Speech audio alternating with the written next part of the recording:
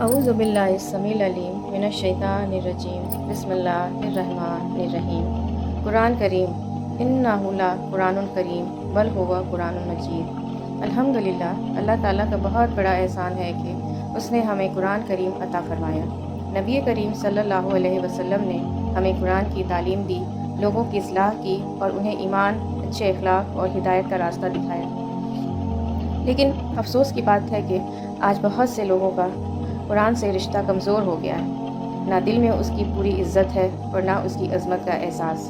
हम अक्सर भूल जाते हैं कि ये किसी इंसान की बात नहीं बल्कि अल्लाह रब्बुल आलमीन का कलाम है। अल्लाह ताला फरमाते हैं, इन्नहु ला कुरानुन करीम फ़ी किताबिन मकनून, सूरह अल-वाक़िया।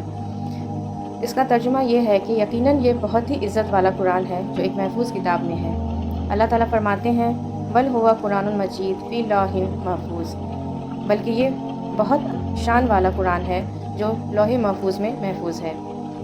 अगर हम अपने मुआशरे को देखें तो पता चलता है कि बहुत से मुसलमान कुरान का मतलब समझने की कोशिश ही नहीं करते।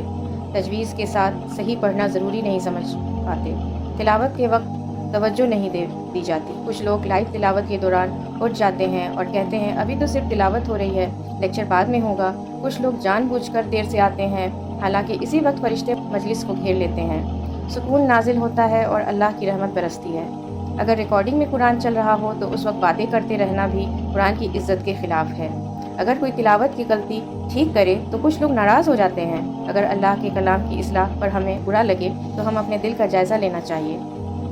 सोशल मीडिया पर लोग कभी कभी अपनी बात को सही साबित करने के लिए कुरान की आयत का आधा हिस्सा या उसका गलत मतलब पेश कर देते हैं।